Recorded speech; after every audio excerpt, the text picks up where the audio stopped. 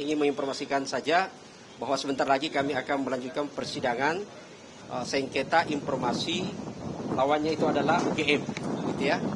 Jadi UGM melawan Bonjoy atau Bonjoy melawan UGM. Saya sebenarnya selalu mengistilahkan gini, ini adalah perlawanan dua rezim. Rezim keterbukaan dengan rezim ketertutupan. Ini perang antara keterbukaan lawan ketertutupan. Informasi di UGM berani banget. Tertutupan itu adalah yang diwakili oleh UGM. Saya menjelaskan ini karena di beberapa informasi publik yang serta-merta yang harusnya disediakan justru kemudian dinyatakan tertutup. Hal yang tidak lazim sebenarnya bagi semua universitas yang harusnya menjadi pelopor keterbukaan informasi, itu kemudian ternyata tertutup. Itu yang pertama, gitu ya. Yang kedua adalah faktanya dalam persidangan, saya mereview dulu sebelum ke Pak Mar dengan Bu Leoni, gitu ya.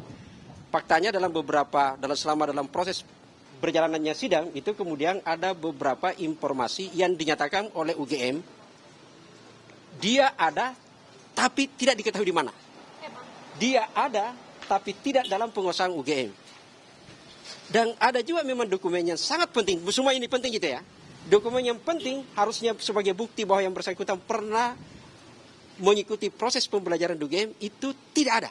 Nah, mulai aneh. Ada dokumen yang katanya ada, tapi UGM nggak tahu di mana rimbanya. Gimana ceritanya institusi besar bisa begini? UGM menyatakan karena sudah terlalu lama. Gitu, Prof. Jadi karena sudah terlalu Alasan klasik, dokumen laporan KKN dibilang nggak ada karena sudah terlalu lama. Padahal ini masih penting negara loh. lama, padahal sejarah itu kan penting gitu loh. Jadi ini yang ini gitu ya. Nah, karena berkaitan dengan itu, maka kemudian hari ini bagi saya adalah pertarungan yang sesungguhnya. Kami menghadiri, saya tidak tahu apakah UGM menghadirkan juga ahli gitu ya, siapa ahlinya. Tapi hari ini kami mengajukan sebenarnya itu ada 6, gitu ya. Ada 6 ahli yang kita ajukan. Ada ahli 3, lalu kemudian saksi fakta 3. Ahli itu adalah pertama adalah Dr. Marwar Sihaan. Beliau ini hakim konstitusi periode 2003 ya? 3. Jadi cukup lama sampai 2008 gitu ya beliau. Jadi bukan beliau yang putuskan itu ada wapres sekarang. Sudah bukan dia gitu ya. Ini Pak Marwar ini akan membedah persoalan soal, jadi mereka waktu di MK kan menafsirkan, punya kewenangan menafsirkan sengketa undang-undang.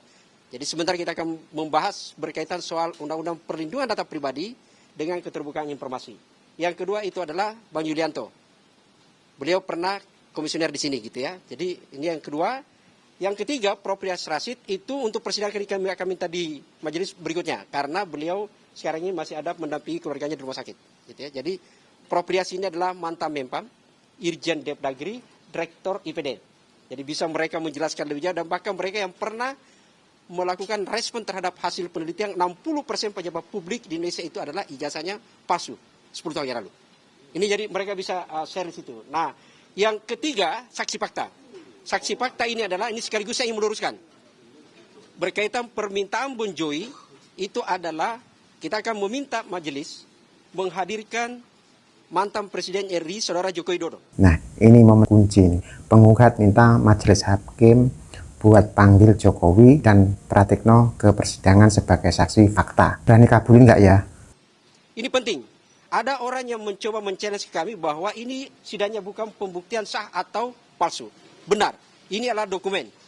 Tapi karena harus dipahami, selama persidangan, tadi saya jelaskan ada beberapa dokumen yang dilakukan itu kami pertanyakan, pihak UGM tidak memiliki informasi. Fakta tidak, jadi ada beberapa dokumen prosedur yang harus dibuktikan itu tidak ada. Misalnya, pertama adalah UGM tidak memiliki data laporan KKN. Kita kan, ya, makanya yang harus tahu adalah Jokowi.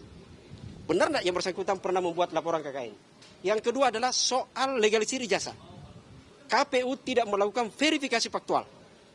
Dan UGM tidak memiliki data apakah pernah Jokowi ke UGM melakukan verifikasi atau legalisir. Maka dalam konteks itu penting untuk Jokowi hadir untuk menjelaskan secara fakta dokumen ini. Yang ketiga adalah saksi fakta juga, yaitu berkaitan soal Pratikno. Pratikno ini penting karena beliau adalah mantan rektor UGM. Dia bisa menjelaskan secara kronologis bagaimana tata kelola manajemen di UGM, plus juga karena beliau pernah adalah tim suksesnya Jokowi. Ini penting. Itu saya kira untuk gambarannya, dan sebagai gambaran singkat penjelasan nanti di persidangan, Prof bisa menjelaskan soal gimana sebenarnya kasus di Jatah ini. Ya, jadi saya kira saya hanya melihat dari konstitusi kan, bahwa di dalam pasal 28F keterbukaan informasi itu menjadi suatu keniscayaan, meskipun kemudian dalam undang-undang disebut beberapa pengecualian. Tetapi kalau di dalam pemilihan umum, terutama pemilihan umum presiden, di mana dalam satu negara demokrasi, rakyat itu yang berdaulat untuk meletakkan dan memilih siapa yang akan menjadi presiden, maka kita akan melihat bahwa suatu kontestasi dengan syarat-syarat yang ditentukan, tidak ada istilahnya di dalam satu seleksi pemilihan itu oleh rakyat, dokumen. Kalau di dalam Undang-Undang Pemilu pasal 169 itu ada 20 dokumen yang dimasukkan ke KPU, maka itu adalah semua dokumen yang terbuka untuk publik. Dengerin, ex hakim MK, beliau tegaskan ijazah itu syarat kontestasi publik. Jadi rakyat berhak tahu, nggak ada alasan buat ditutup-tutupi. Terutama para pemilih, karena dia harus melihat kan bahwa satu barang itu ditawarkan ke market, kita kan tentu bisa. Nah, analogi cerdas ini. Rakyat itu pembeli, calon pemimpin itu ibarat barangnya. Kalau mau beli barang, masa iya nggak boleh cek spek atau ijazahnya? Logis banget kan? Meneliti apakah ini benar ini.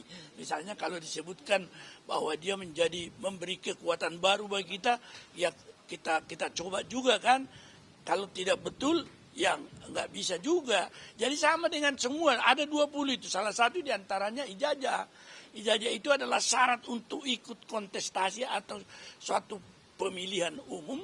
Maka rakyat yang akan menentukan pilihan dalam negara demokrasi harus dia bisa buka itu. Kalau dia tertutup kan, bahwa pemilu itu tidak lagi merupakan suatu pemilu yang luber jurdil atau jujur dan adil. Kejujuran di sini juga bukan hanya penyelenggara tapi peserta, bahwa dia telah memberikan syarat-syarat itu secara jujur. Apakah itu betul? Kalau saya mengatakan saya misalnya lulusan teknologi informasi, kan ada dokumennya. Saya kira inilah rakyat harus lihat ini kan. Maka seorang pemimpin yang diharapkan dalam etika berkebangsaan itu akan menjadi teladan. Maka dia harus bisa dibuka, dan konstitusi menyatakan itu harus dibuka. Karena jujur dan adil bukan hanya penyelenggara, tapi peserta. Saya kira itu aja dulu sementara kan. Oke, baru kasih. Ya, saya 5 menit aja menambahkan apa yang sudah diuraikan Bung Samsudin dan Pak Munarar. Jadi ini persidangan substansi. Karena UGM akan memberikan saksi ahli, kita juga mengundang saksi ahli, salah satunya Pak Munarar, dan yang lain adalah nanti mantan Ketua KPI DKI Jaya ya. Kita juga akan mengingatkan hakim untuk tidak ragu-ragu mengundang mantan Presiden Jokowi dan juga mantan Rektor UGM Pratikno. Jadi ada 5 substansi isu dan juga Sekjen PDIP ya penyelenggara. Nah, ada 5 isu yang akan kita persoalkan nanti berdasarkan hasil persidangan 4 persidangan sebelumnya. Satu, menyangkut detil-detil bahwa laporan KKN Jokowi tidak ada. Beberapa peraturan kebijakan SOP SOP yang kami minta sampai saat ini UGM denial, jadi tidak punya atau itu tertutup dan sebagainya. Yang kedua, UGM tetap menolak memberikan salinan dokumen akademik Jokowi. Nah ini UGM kena sorot. Mereka menolak kasih dokumen karena katanya sudah dikasih ke Polda, tapi publik merasa tetap punya hak lihat. Joko Widodo yang kami minta karena beralasan sudah diserahkan ke Polda Metro Jaya. Dan itu artinya kalau sudah diserahkan Polda Metro Jaya ya mestinya kami juga diberi kesempatan untuk melihat. Yang ketiga, UGM juga menyatakan dokumen permintaan legalisasi ijazah Jokowi tidak ada. Padahal cap legalisasinya yang berbeda warna itu merupakan konten isu yang sangat menarik. Kenapa satu lembaga bisa punya cap stempel yang berbeda di tahun yang berbeda? Nah, masalah stempel ada temuan cap stempel yang beda-beda versinya. Tapi pihak UGM dibilang nggak bisa kasih jawaban yang jelas. Cap stempel yang berbeda di tahun yang berbeda. Nah, di sidang terakhir kami tanyakan itu, tim UGM tidak bisa menjawab. Alasannya kami coba akan cek setelah 4 kali sidang ya. Jadi mereka tetap belum paham soal stempel yang sudah kita tanyakan sejak sidang pertama. Isu yang keempat, juga UGM menyatakan bahwa permintaan verifikasi ijazah Jokowi dari lembaga lain seperti KPU tidak ada. Jadi mereka entah hilang suratnya dan sebagainya, mereka merasa tidak punya permintaan legalisasi itu. Jadi kita akan kejar terus konsistensi dan akurasi UGM dalam sidang ini. Yang terakhir, yang kelima, UGM menyatakan beberapa dokumen akademik Jokowi seperti KHS, transkrip, bukti yudisium, dan yang lain-lain yang kami minta adalah dokumen tertutup. Padahal itu yang konten isu yang juga diingatkan oleh majelis bahwa itu harus diuji konsekuensi, dan uji konsekuensi kemarin menurut UGM masih tertutup. Demikian. Oke. Verifikasi yang nggak ada. Verifikasi faktual. Verifikasi faktual ya, verifikasi KPU tidak pernah menurut UGM melakukan verifikasi. Nah, info mengejutkan, ternyata UGM tersebut KPU nggak punya verifikasi faktual ijazah tersebut. Ini poin paling penting, bahayanya kalau benar. Faktual ke UGM. Oke, makasih teman-teman. Saya menjelaskan satu hal lagi tambahkannya soal data pribadi. Jadi memang dalam informasi itu ada dua. Ada yang disebut pendataan pribadi yang sebenarnya adalah khusus, dan ada data pribadi yang berkaitan umum. Jadi kalau NIK itu bukan sesuatu rahasia lagi. Nomor NIK KTP kita sebut mendaftarnya di sini gitu, terbuka. Yang menjadi penting adalah berkaitan soal kualifikasi. Jadi yang legalisir tidak perlu ditutup, karena kita harus tahu siapa yang legalisir itu. Termasuk nilainya gitu loh, bukan hal yang tertutup. Nah ini yang harus kita, ini gitu ya. Oh ini Pak Yulianto sudah ada, ahli kami juga gitu ya. Mantan Ketua KPU. Ini yang perlu menjelaskan ini lebih dulu. Ya. Soal data pribadi khusus dulu. Baiklah, kalau data pribadi itu kan ada kedua kategori. Satu mengenai data pribadi yang bersifat general atau umum. Yang kedua data pribadi yang bersifat khusus. Adapun yang data pribadi bersifat umum adalah seperti nama, NIK, agama, pendidikan, tanggal lahir, segala itu semuanya bersifat umum. Adapun yang bersifat khusus itu seperti biometrik, kesehatan, itu adalah bersifat khusus. Nah, ini termasuk penutupan.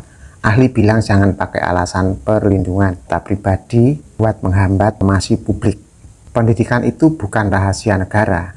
dalam kerangka dan konteks kita hari ini mengenai pembukaan data pribadi, itu memang biasa dilakukan oleh badan publik yang dalam tanda kutip terkadang tidak pro publik, itu selalu menggunakan perlindungan data pribadi ini adalah untuk menghambat pemberian informasi publik. Itu yang sering terjadi. Nah, padahal di Undang-Undang Keterbukaan Informasi Publik pasal 18 ayat 2 sudah menjelaskan bahwa setiap badan publik, maka atribusi setiap pejabat badan publik, maka atribusi pribadinya dia sebenarnya adalah milik publik. Itu yang terjadi. Sedangkan begitu maka data pribadi yang bersifat umum tadi itu notabene sebetulnya adalah milik publik. Oke, jangan lupa like and share, juga wajib komentar di sana. Oke, terima kasih yang sudah menonton.